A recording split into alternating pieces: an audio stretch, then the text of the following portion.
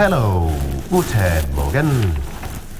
Welcome to the program. My name is Victor. This is Good Morning Kenya on KBC Channel 1. We are glad that you are up and early with us once again. Your favorite show in Kenya. Yes, there we have it. So it means that we don't have money as it is. So we are going to get to Regina to tell us why we don't have money as a country and why I should save that 100 shillings that I have between me and the next 100 I'll get. But Vivian, much as we don't have money, corruption is one of the biggest problems that we face, not as a problem, but generally as a country. Today's World Corruption Day. Good morning. Good morning. Today is the African Anti-Corruption Day that is commemorated on the 11th of July each year, and today being the 7th edition since its inception in 2017, I will be joined by Madam Ann Kiprotich, who is the Assistant Director Education for the Ethics and Anti-Corruption Commission, and we will have a discussion on the war on corruption. Where exactly are we in this fight? We will be finding out. As for now, Regina, good morning. Yeah. Good morning to you indeed. Being that particular day, we're going to be looking at matters of corruption. I remember in a not a morbid kind of meme when we were having the public participation in regard to the budgeting for this current financial year 2023-2024. There's an economist who said that we need to calculate 13% as miscellaneous to take into account as an individual or as a country? No, as a country, 13% miscellaneous of our budgeting that is going to go to, corruption, that we need to actually plan for graft. And I asked them, then if we start planning for graft, then that does mean we are being enculturated to accept corruption and cases of graft as a norm in the country. That's like planting more seeds to cancer. All right. I mean, but we don't have money, Regina. That is it. So yesterday's ruling where, the Finance Act, implementation of it remains suspended. In essence, in layman term, it means that government cannot implement on policies to generate revenue. Government does not make its own money, so it generates revenue through taxes. And the most controversial one was the implementation of the VAT at 16% on petroleum products, with the exception of LPG gas. Now, from that particular ruling is that government is not, or rather has been barred from implementing the Finance Act of 2023 that was supposed to inform on how government is going to rake in revenue, or rather going to get the resources that it needs to run government. What does this mean for you, since you work for a parastatal? Yes, it means that you need to spend your money wisely. You may not know exactly when you're going to be receiving your salary. This goes like a warning to all of us. Yeah, it is a warning to each and every one of us. Yes, and also imagine those people who have been dealing with government, supplying government, and we also know we're also grappling with the issue of pending bills. So this is going to have, a series of ripple effects across the economy. Government cannot spend what it does not have. So what does this mean? And you asked a very good question, Victor, and I would like this to be answered by your panel that is going to be coming on in not too long. So what does this mean essentially when it comes to fiscal planning? Does the supplementary, as you mentioned, take care of what it can during this period? But what we know is that the life of the budget 2022-2023 terminated on June 30th, paving way for this Finance Act that was supposed to take in effect on the 1st of July, but now it remains suspended. What then? Good question, Victor, there. All right. You mean business? Indeed, and we start off from that particular point is that the implementation of the Finance Act 2023 has been put on hold once again, pending the hearing and determination of the case challenging its legality. In a ruling delivered by Milimani High Court, Justice Mogore Thande, she suspended the entire implementation of the law until the petition by Busia Senator Okia Omtate and 6 others is heard and determined. These were the scenes at the entrance of Milimani locals ahead of the Finance Act 2023 ruling. Finance bill kata! Boresha uchumi, boresha! Sikiza wa Kenya, sikiza! During the virtual court session, the activists chained themselves on the grills of the court's wall, chanting and taxation slogans. Tax must fall! Tax must fall! And at 2 p.m. Justice Mugure Thande started the court session. The merits of the case, which must await the full hearing of the petition. In a ruling, the judge noted that the issues for determination raised by the petitioners were serious and they touch on conflict of the laws. Well, the application dated 29th of June 2023 was for conservatory orders, and that application has been granted. Okay, thank you. The court is also alive to the effect of the prayers sought in the petition, and it is also aware of the great public interest generated by the Finance Bill and the Finance Act. In light of the foregoing, I am inclined to exercise my jurisdiction and allow the prayer for certification under Article 165(4) of the Constitution. Justice Thande also said that the court is aware of the public interest generated by the introduction of the new law and thus satisfied the matter as urgent. I have no difficulty in finding that the petitioners have established a prima facie case with a probability of success. I also find that if the substratum of the petition is not preserved by having in place conservatory orders, there is imminent danger of rendering the petition nugatory and a mere academic exercise. Attempts by the Attorney General Justin Muturi through Senior Counsel Githu Muigai to convince the court to lift the conservatory orders were thwarted. So in the end, and in view of the foregoing, I find that it has not been demonstrated to my satisfaction grounds to warrant the setting aside of the orders of 30th of June 2023. The suit has now been referred to Chief Justice Martha Koome to impanel a bench to determine the matter. It's a green light to the constitution of a 3-judge bench after Justice Mugure Thande said the petitioners raised serious constitutional issues that needs to be addressed. So we'll be keeping tabs on that particular development, and the question is what next as we await the formation of the 3-judge bench to make a determination on that.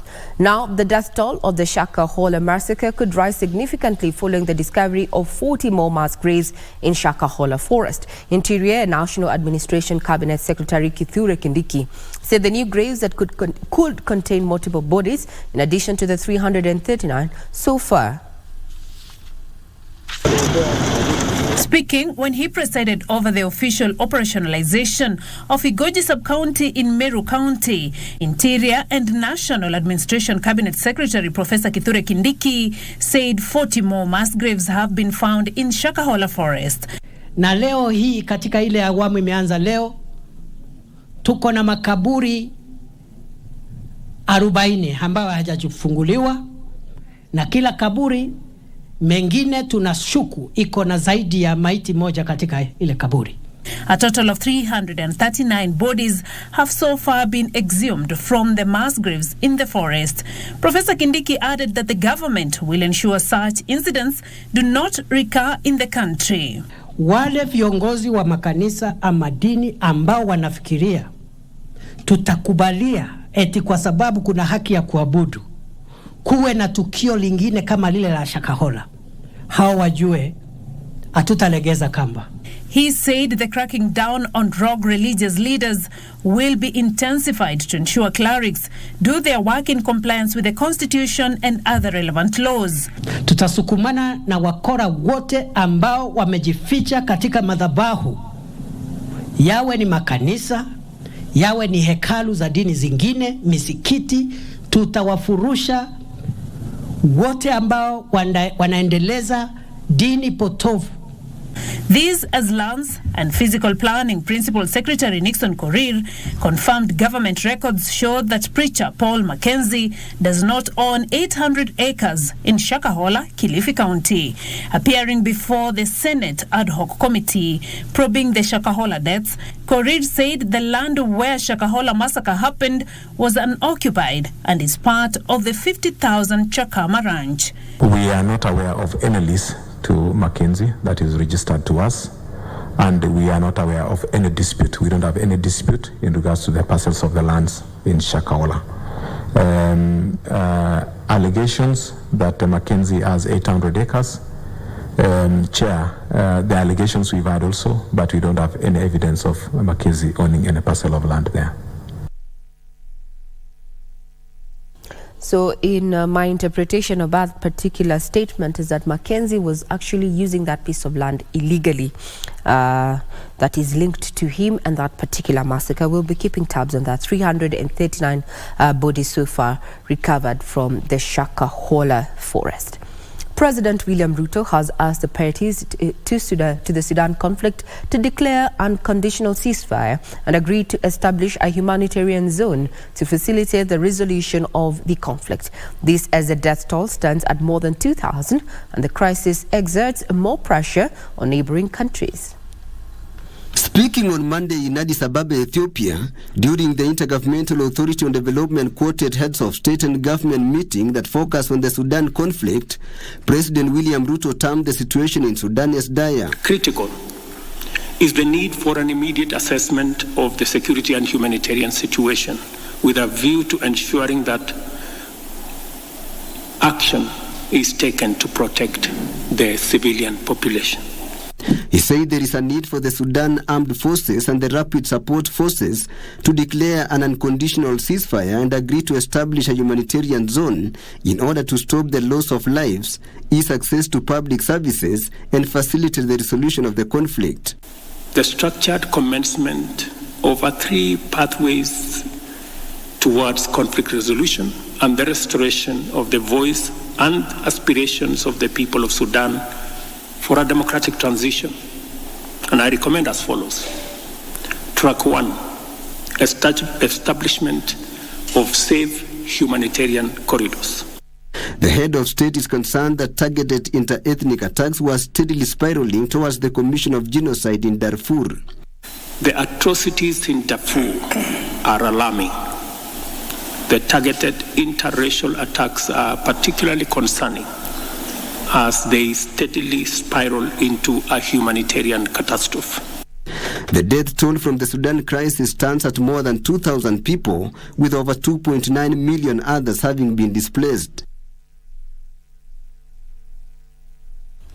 Back home, Azimio la Umoja One Kenya coalition leader Raila Odinga took a bus there and maintained that the cost of living is becoming unbearable for millions of Kenyans every day, urging supporters to embrace his 15 million signatures collection drive to mount pressure on the government to cushion Kenyans against the high prices of food, fuel and other basic commodities.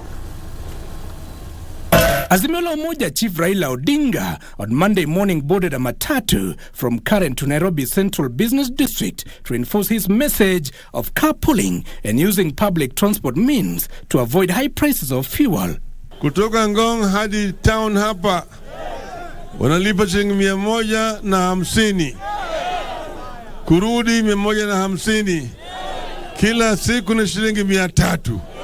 While addressing his supporters in the CBD at a public baraza free of uniformed police, the Azimio chief emphasized his call to the government to reduce the cost of living, declaring that it was becoming unbearable for most Kenyans. Wakaniambia mafuta ndio hiyo, kodi ya nyumba ndio hiyo, karo ya shule, haya yote kwa hivyo imekuwa adimu sana. Raila lamented that the increased price of fuel will see prices of basic food commodities skyrocket. Sasa tutasanya masahihi milioni 15. 15. The former premier said his 15 million signatures collection drive will also mount pressure on the Kenya Kwanza regime to abandon the controversial Finance Act 2023, while also confirming the Azimio's protest scheduled for this Wednesday. Jumatano, muko tayari? However, Interior CS Kithure Kindiki, while in Meru County to operationalize a Goji sub-county, want Azimio against destruction of property. Those extreme ideas that when you disagree on a political issue, you cause mayhem, you hurt people, you close businesses, you close public highways, you uproot, facilities. That culture must stop. Kindiki said police are under firm instructions to deal with those aiming to cause mayhem in the country. Mesikia kuna watu wamesema story nyingi kule. Sijui vile watafanya Jumatano. Mkuje asubuhi tukutane. Because hii nchi sio yenu peke yao, ni ya kila mtu. Hata wale hawako kwa maandamano ni nchi yao. Now that is Interior Cabinet Secretary Kithure Kindiki, who has warned protesters against causing mayhem and destruction of property ahead of those demos that are planned for tomorrow. Now on to matters health. The Ministry of Health has announced a reduction in the turnaround time for payment of supplies to the Kenya Medical Supplies Authority. Health Cabinet Secretary Susan Nakuminche warned suppliers not to compromise on quality and at the same time refrain from overpricing their products. Inaugural conference organized by the Kenya Medical Supplies Authority saw suppliers and other stakeholders congregate at the College of Insurance to brainstorm on revamping the authority to improve service delivery. It's here that Health Cabinet Secretary Susan Nakuminche responded to complaints from suppliers over delays in payments. The chair is telling me that we have been doing an average of 260 days. But now we are at 110 days. And should things work according to plan, this should be reduced to a maximum of 90 days. These suppliers, however, risk having their tenders withdrawn should they be found overpricing their products. I would like to send a very strong message to the management that we shall not condone. And I note, previously I have said even if it means sending home everyone in KEMSA and starting afresh, as a government, we are ready to do it. The affordability of HPTs is integral in ensuring access to healthcare services, particularly for low-income segments of our population. KEMSA is also banking on technology to increase its transparency by investing in acquisition of a new enterprise resource planning system. The new ERP system will improve supply chain management, optimize inventory levels, and provide real-time insights into the status of our operations. And we will be addressing the governance issues, looking at our issues, human resource issues, looking at our governance structures, looking at our processes, making sure that we are able to deliver. The authority's leadership is also working to restore public confidence in the entity. Two managers of the Limuru-based Brown's Cheese Company who allegedly ordered female employees to strip have been released on bail.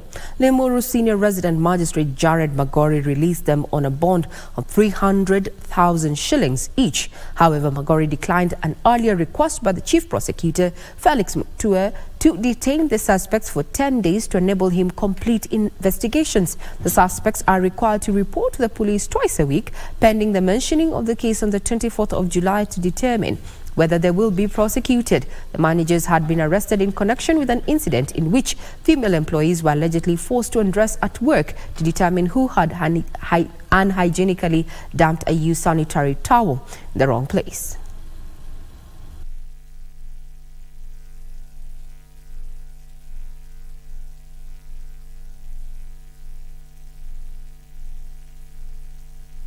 Each of the suspects is admitted to a bond of 300,000 shillings with one short of similar amount, or a cash bail of 150,000 shillings, pending the approval of the charges to be preferred and taking of plea.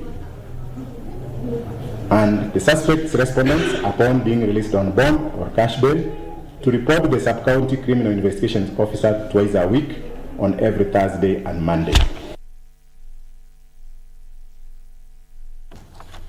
So yesterday marked the 20th anniversary of the Maputo Protocol, and yet women who participated in this particular anniversary continued to decry of the missing links and inclusion of women in various institutions, especially in governance. You can get the further details on our website, that is www.kbc.co.ke.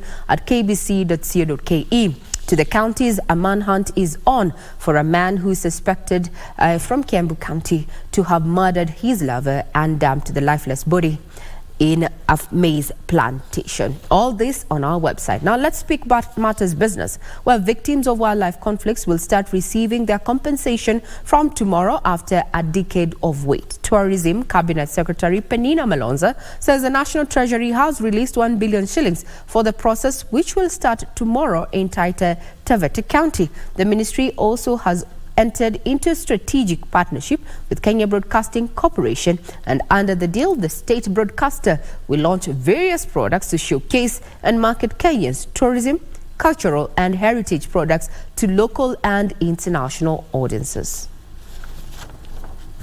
The government owes victims of human-wildlife conflict more than 10 billion shillings dating back more than a decade ago. Lack of funds has been a major challenge affecting the compensation process. Under the Kenya Wildlife Management Compensation Act of 2013, each beneficiary is supposed to receive 5 million shillings for loss of life, while life-altering injuries are compensated at a rate of 3 million shillings per individual. This Wednesday at 10 o'clock, we're going to give the first check after, I think, so many years, actually. If I look at the people who have not been compensated, they date back to 2013. Tourism and Wildlife Cabinet Secretary Penina Malonza says the compensation process will kick off in Tavete County before the process is rolled out to other affected areas. And we are not saying that we are going to revert if the Parliament wants to revert the whole law, they will do that. But what we are saying, we pursuing new strategies that can see beyond the compensation, because here is like dealing with the symptoms other than dealing with the root causes. And I, as a cabinet secretary, I have said I will not deal with the symptoms. I will not wait for symptoms. I will deal with the root cause. Speaking during a meeting with the Kenya Broadcasting Corporation, the tourism CS says the government is exploring various ways to minimize cases of human-wildlife conflict. Under the partnership, KBC will roll out various programs aimed at promoting Kenya's tourism, wildlife and cultural products. If it were not for local tourism, the hotels and other businesses that suffered a lot during COVID could have gone, and those are jobs for our people, the suppliers who supply to those hotels. We promote our local tourism using all our outlets. Finally, you remember we are a public service broadcasting house. We also have a public duty to tell our story.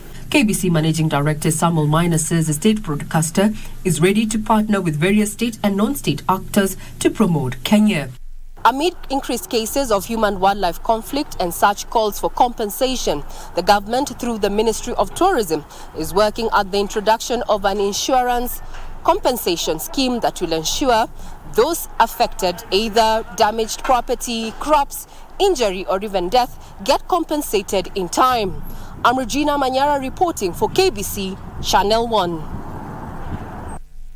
Indeed, that's the beat that I was focusing on yesterday, and today we are embarking on a journey to Taita Taveta County ahead of that particular compensation exercise that is going to be launched tomorrow by the Tourism and Wildlife Cabinet Secretary there, Penina Malonza. What you need to know is that in the last 10 years, no compensation has actually been made, or rather compensation has been made to various people in a phased out program, so to speak, with 306 people having lost their lives due to human-wildlife conflict. A span of 10 years, 306 people dead. We take a quick breather. We'll be back with more.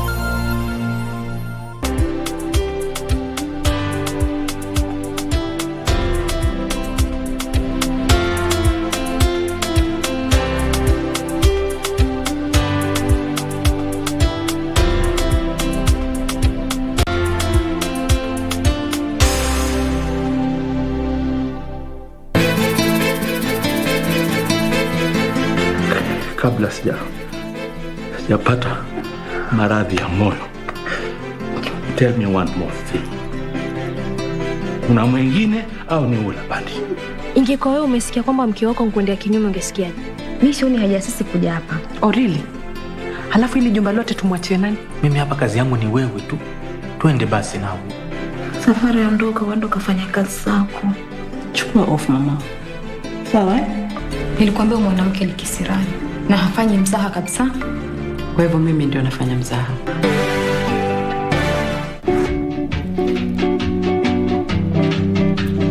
polisi walipokuja kwako katoroka. Na ndio inafanya unanileta mahakama sababu we ni muizi. Yes. Utake jolekane. I want to report him. Yes. He's a thief. Yes, he is. Lakini Calling me even secretary of thief. Ama kwa bahati mbaya ama kwa bahati kafla bin vu, kuna hao jamaa wa kutembesanga hizi makaratasi za atufatai. Ukampatia Sungura pesa ngapi? Nikampatia 800,000. 800,000. Exactly. Kwa Sungura. Cash money. Hapa unaona Sungura? Hakuna. Wewe, hiyo chura baya wewe iko nayo. Wewe iko toa hiyo pesa yote wapi ya? Mimi chura mbaya. Wewe chura baya kabisa. Na try. Mimi iko weka wewe ndani.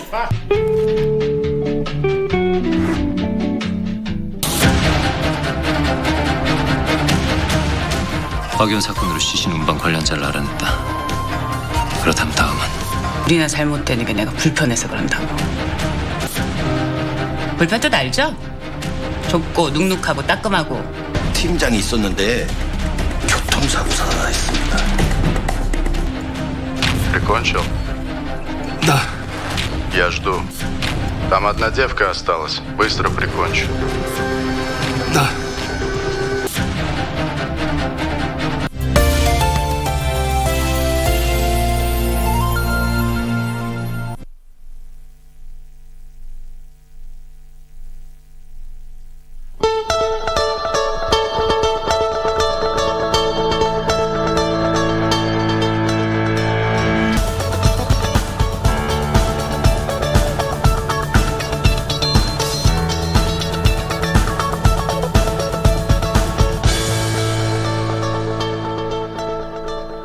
You're still watching In the Headlines right here on KBC Channel 1 on Good Morning Kenya. I'm Regina Manyara. We keep up with matters business, where the government is seeking to fast-track the 2021 livestock bill that will facilitate establishment of the Livestock Products Marketing Board.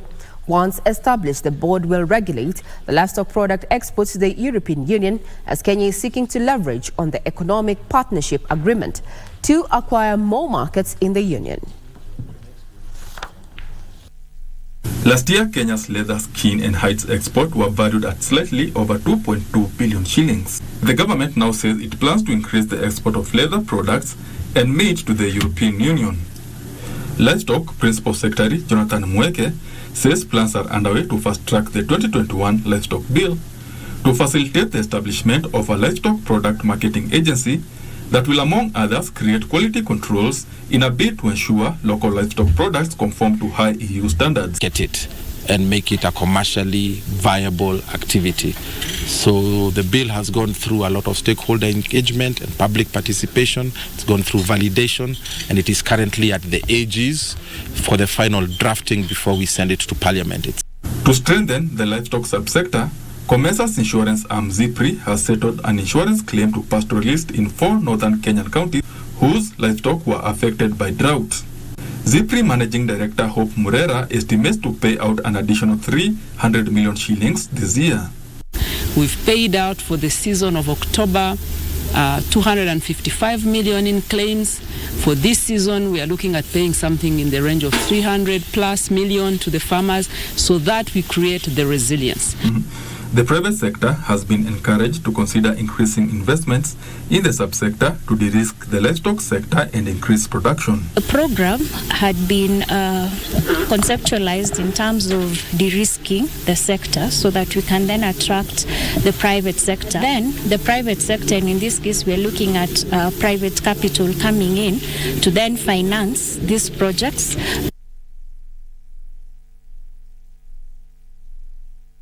Still looking at matters business, Kenya is streamlining regulations towards a reduction of trade barriers that affect the private sector in order to create a conducive business environment to attract investments. As the strongest economy in the East African region, Kenya is positioning itself to take advantage of the immense market offered by the African populace, even as the continent seeks to increase trade among its states. African continent's immense potential for trade and economic growth, several challenges, among them trade barriers, tariffs and inadequate market integration, have hindered the development of the private sector. During the 14th African Union High-Level Private Sector Forum held in Nairobi, various leaders underscored the importance of utilizing local resources to create a sustainable economic foundation. They emphasized on the need to establish robust regional value chains and harmonize trade policies to open up new markets for the African businesses. In this age of Industry 4.0, innovation, startups, and effective patenting are key to Africa succeeding in a strong transformation and drive towards prosperity. Many business owners across the continent are still not aware of the potential and the opportunities which the Africa Continental Free Trade Area present. We need to support our youth entrepreneurs to see how we invest in high-tech startups that would address the solutions of our African continent. Where are we as Africa? Selling 95% of our tea in bulk, raw, not processed. And then we are importing back when it is finished, when it's blended with orange or something else. Why don't we then lift Africa by becoming an equitable partner to the rest of the world, and says, yes, we have the resources, but convert them into finished products on the African continent. Cabinet Secretary in the Ministry of East Africa Community, Rebecca Miano, reaffirmed Kenya's commitment to support public-private sector collaboration to enhance domestic production and reduce dependence on imports. Regional value chains are essential for promoting intra-African trade, economic integration, and industrial development. I take this opportunity to reiterate the government of Kenya's strong commitment to the public-private sector, continental trade, and investment. The three-day forum will focus on public-private sector engagement for inclusive growth and sustainable development. It's no doubt that the private sector plays a pivotal role in the development of the African continent, and by bringing together African leaders to deliberate on the hindrances to effective trade, this could lead to creation of a seamless economic landscape that will allow businesses to flourish, create jobs, and lead to sustainable development. Well, that puts a couple of matters news this morning. Just to remind you that our website is open for your perusal, and also some good news, especially for those who enjoy a little bit of basketball, is that the national team, that men's basketball team, that is Kenyan's Morans, have advanced to the quarterfinals of the ongoing 2023 FIBA African Championships, despite losing 63-66 to Gabon in their second Group A match in Luanda, Angola. I'm Regina Manyara. Have a pleasant viewing.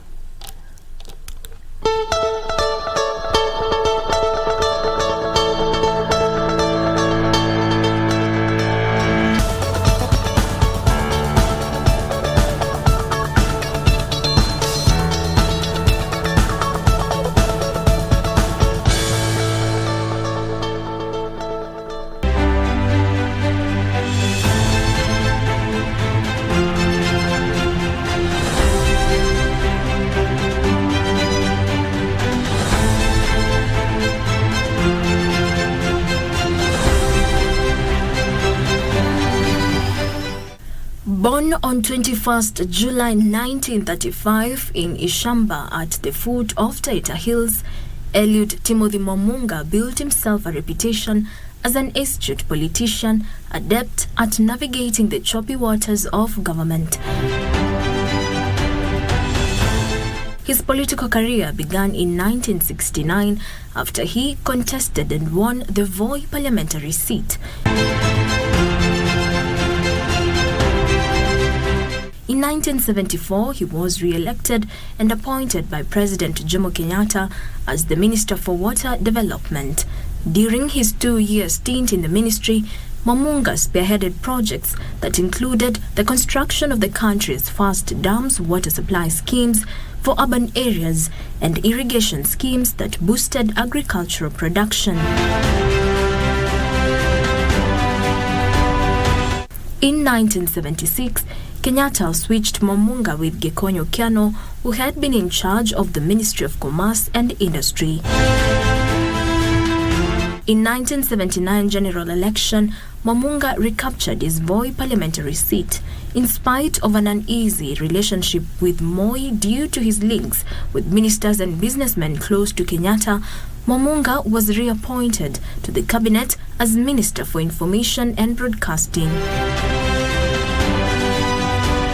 In 1983, however, he fell out with President Moi, marking the beginning of his exit from government.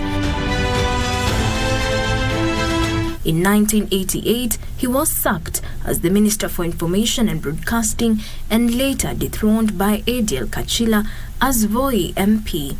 Many MPs perceived to be anti-Moi lost their seats.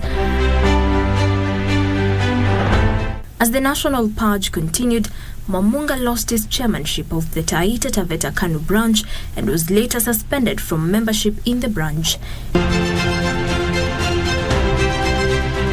In 1992, however, Mamunga joined Kibaki to launch the Democratic Party after the constitution was changed in 1991 to allow multi-party politics. He was named the DP Coast representative and he played an active role in popularizing the new party. However, the division in the newly formed opposition parties made it difficult for them to win the elections. Mamunga himself lost in the Voi parliamentary election. He then retired from active politics and retreated to Ishamba to concentrate on business and farming.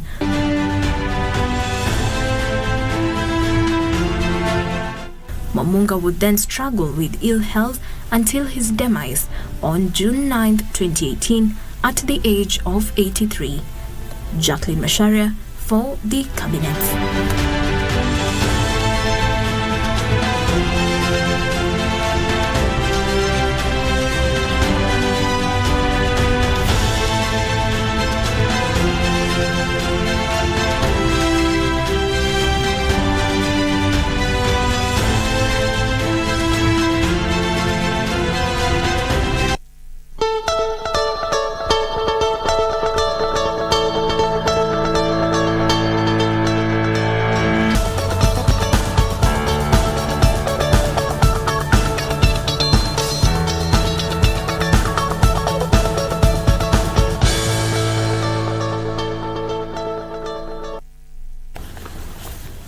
All right, welcome back.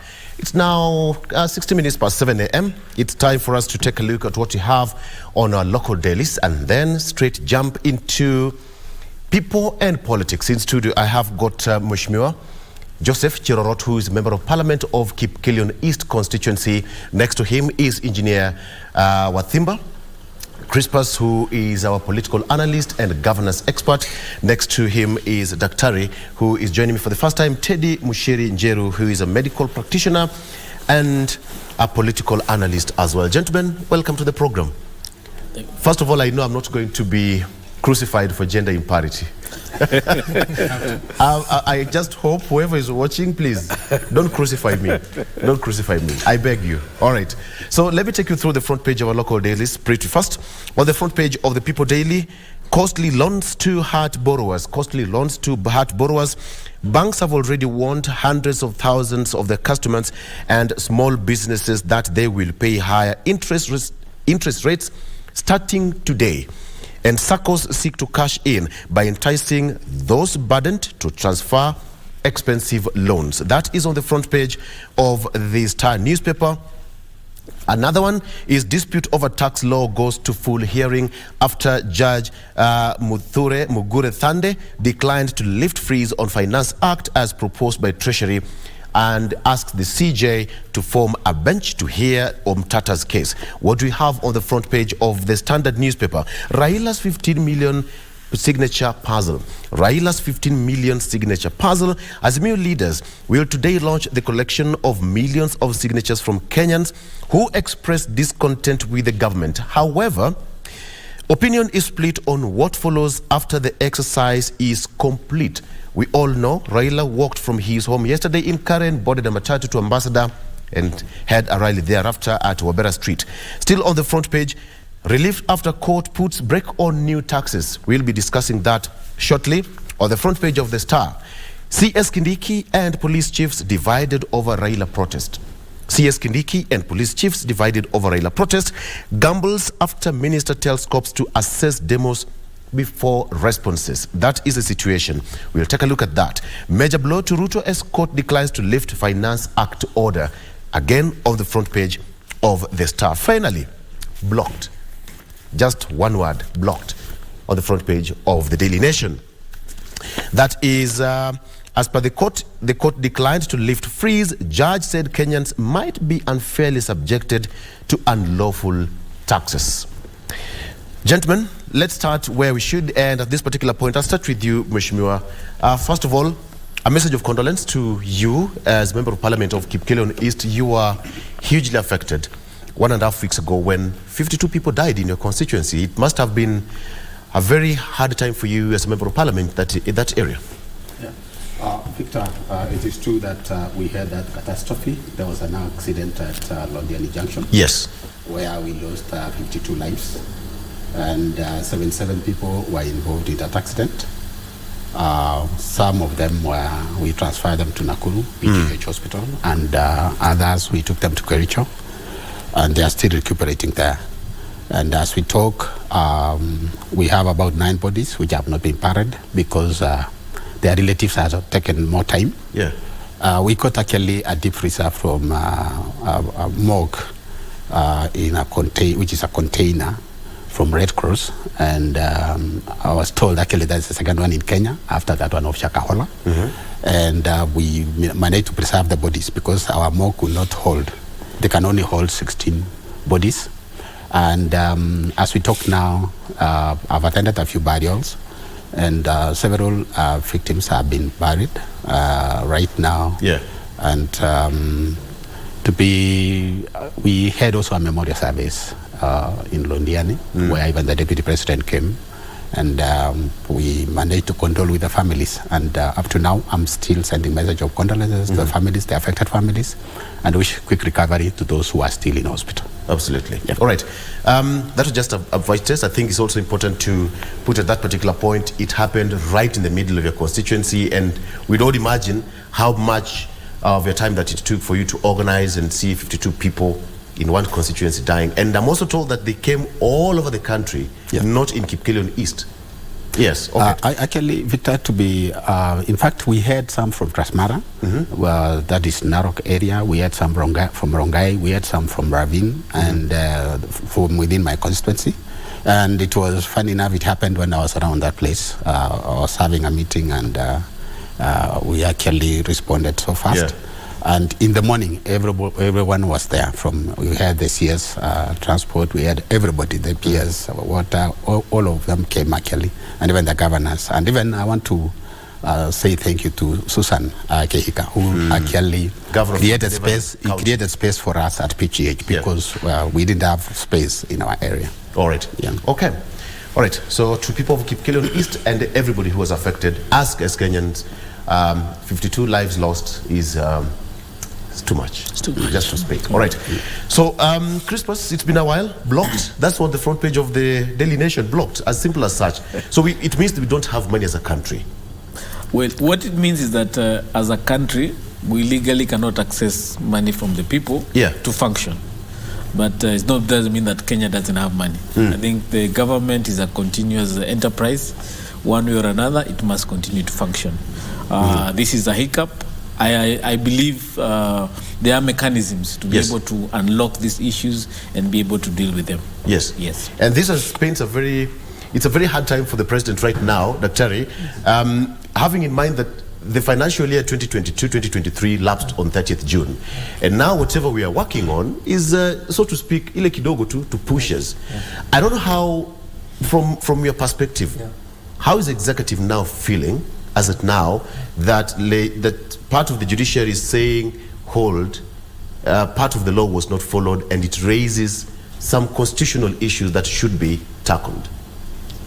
Okay, I would say as much as you have to agree with the judiciary in whatever they are doing and they are proceeding, it shows as a bad taste, because now the executive is left in a bad position because also it has to run the government as they should be. You understand, there are services to be provided. So I think at this point it leaves the government in a bad place, and it's short of saying maybe they're trying to sabotage the government or something, because they should sabotage the normal process of the government at this point. Sabotage the government, but the court said some clauses were unconstitutional. I mean, executive will say we are independent. Judiciary is also arm of the government. We are working independently. Okia Mtata said, ngojeni kidogo, some places here must be fixed. It's just, I say, for lack of a better word, I can say they might be trying to sabotage the government, because at this point, they went out there, they campaigned, and they said this is what they are going to, these are the services that will be provided to the people. Now they have been cut short, their legs, now they cannot operate. Now you can just imagine, which word can you describe that? That is sabotage. Sabotage? Yeah. But do you agree with that? I think it's sabotage. Victor, you are aware, this is really sabotage. Yeah, if you block the economy of a country and the government cannot move, and this affects everyone. And as Dr. said, is that I think all this is about politics. Who is Omutata in this country? I think he is known, he's always in court, and he's always against. I think even he's against even the meals he's being served on the table, and that is Omutata. Yeah. Okay, I'm trying to understand, because at the end of the day, when courts decided and said, engineer, that Okia Mtata, some of the issues, if I just get back to what the court said on that, briefly, it's right here, okay, on the front page of the Star newspaper, that the act itself proposed raises some constitutional issues that an expanded bench should listen to. Where the president and his advisors sits right now, what do you think is going through their heads? Because we are way past the budget deadline, which ought to have been effected on July 1st. Just like in Israel, where the legislature has come up with laws that are clearly bent or aimed at taming the judiciary. I think William Ruto's advisors are telling him, we need to check this judiciary. The kind of space they are enjoying, there are some excesses that are coming about it. If you look at other jurisdictions, for example, in America and the UK, the public good comes first. So if on this ruling of Honorable Mugure, where is the public good when you stop government from providing services? Because that's what you've done. In one pronouncement, you said medical services, education can come to a stall because of certain issues that have been raised by one individual. So two individuals, Omutata and the Honorable Judge, have said stop for the greater good. So where is the interest of the greater good?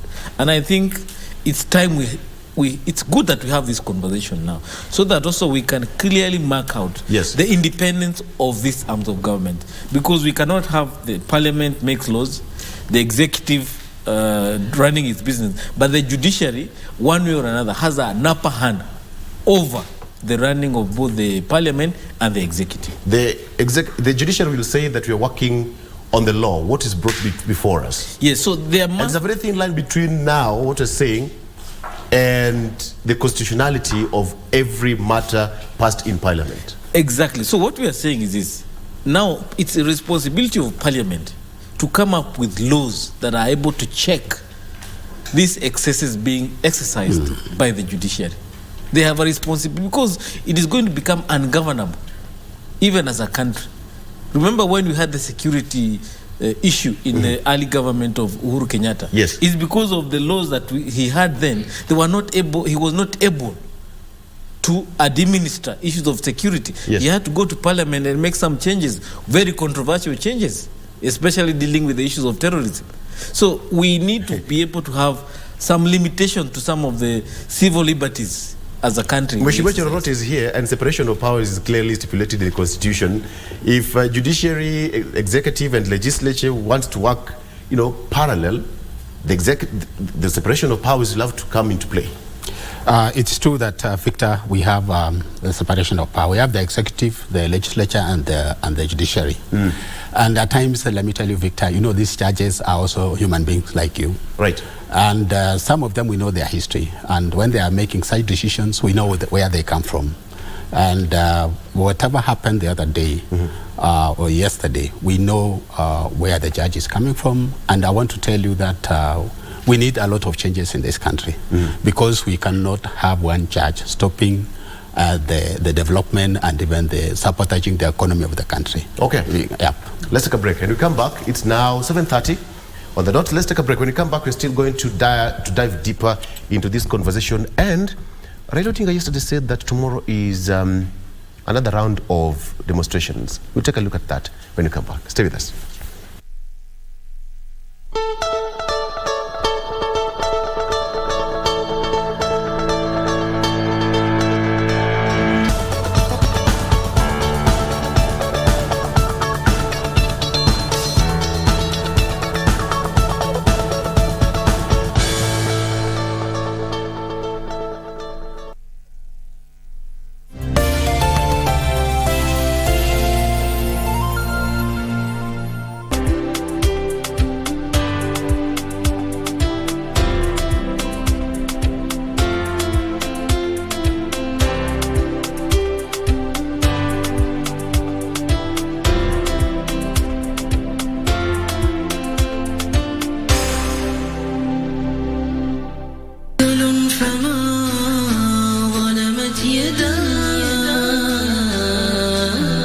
Subhanahu wa ta'ala katika suratul Ahzab aya ya 35 anasema kuwa tumtaje kwa wingi na pia tumtukuze usiku na mchana.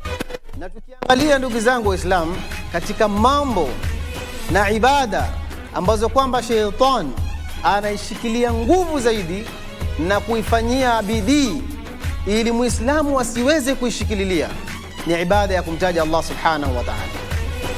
Kwa sababu yeye anajua kwamba hii ndio ibada ambayo kwamba iko na malipo mengi zaidi. To heaven, guide us the way, guide us the way.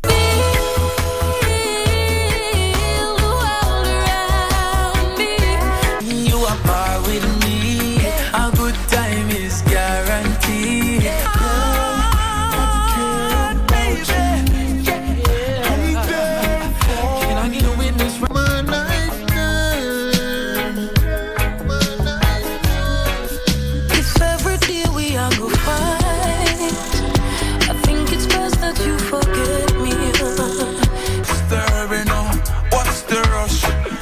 Some time out, burn some kush. Honest, and I want you to tell me the truth right now. What did Dad tell Amparo that was so serious that it forced her to marry Reynaldo? Come on, tell me the truth. I'm not used to it yet, so that's okay. You have an enemy, and I know all about him. It's Olegario Montoya. You, Alonso, you must try to recover. And you too, Dad. The doctor has told me that somebody's trying to poison you. Las Bandidas.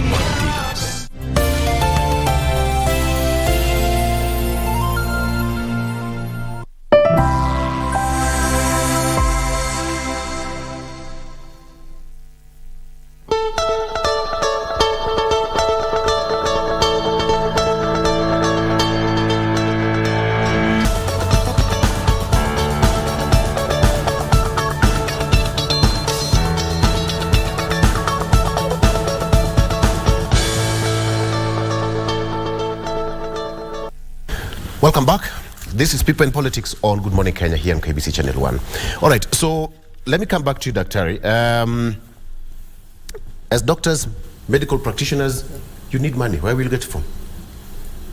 Yeah, that's one of the questions.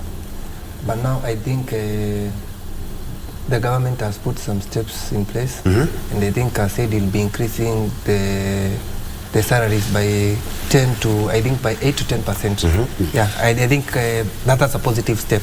And the president has pronounced himself, he has said before he increases the salary of the big guys, president, the ministers and everybody, he will look at us guys, yes, us small guys. So wamesema tatupanga hapo, and we appreciate that. But also now with this situation of the judiciary and everything, you can see also there's some, because if the government is not correcting the sufficient revenues, also serving the people will become a problem. But we're hoping all this situation will be done with, and the government will go on and give the services as it had promised the people. Yes. Yeah. You know what, Crispus, when you look at the governance of a country, for example, right now we are 11 months, time flies. Just the other day we were in election, almost a year gone. Governance and policy articulation in a country, all these things go hand in hand. And I'm so sure where the president is, his blueprint, the manifesto, is still intact, not yet done to some extent as he envisaged. But when you look at the situation right now as it is, what is your focus in his quest to articulate them one by one, give one manifesto to the Mamamboga, the agribusiness, etc., etc.? Where do you think, what should be his priority right now moving forward? You know, this budget, it was the budget that was made to make Kenya Kwanza. Yes. What it is. This is the budget. The backbone. This is the backbone. And without this, they don't have a start. So when you frustrate this, you not just frustrate Kenya Kwanza, you frustrate the Kenyan enterprise as envisaged by the William Ruto administration. And therefore, you're not just frustrating one section of government or one part of Kenya. You are frustrating the entire plan, because one of the important plan was to adequately fund independent arms of government, which is the judiciary. Yes. By virtue of this pronouncement, even the judiciary itself will be frustrated. The judiciary has made commitments in terms of reducing the backlog of cases. How will those cases be reduced if, for example, government is not able to collect enough revenues on time? You understand? Yes. Government has made commitment on universal health coverage. How will government deliver on that promise when we have delays? You know, in government, if you are delayed even 2 days collecting revenue, or you have disputes arising from collection of revenue, it can have a huge hole in your budget. So we need a judiciary that understands the business of government is not because what we are doing here is activism playing inside the side. Also remember that government must understand that there is some law to be followed. You know, as much as the government must respect the rule of law. Yes. But also government must deliver its functions, which include delivering that rule of law. It includes providing for the basic needs of the country. Education, food, human rights, and all of that. So what we are saying, if there were sections of that law that the judiciary felt needs to be addressed, they should not have stopped the entire bill from functioning. Yes, they should have said these are the areas that have been picked. We can hold them first, not the entire. How did you vote for the finance bill? Victor, I was here before we went to vote, and you remember my position and my stand. I want to say that about this, the issue of budget and all that. First of all, like what Dr. mentioned, for the first time, it has never happened in any government. It has only happened in the government of Kenya, administration of Kenya Kwanza, where civil servants have been paid without going to the street to demonstrate. And I want to tell you that about this issue of the finance bill and even the budget. What these people are trying to do, Victor, is that they are trying to scuttle the process of the government. And as you know, you're aware, His Excellency the President has got a plan about this country. And the budget which was done does not cover a certain area or region. It covers the whole country. From down all from the coast all the way to Lake Victoria, and every Kenyan is supposed to enjoy actually the privileges, and even the budget. This budget is going actually to like what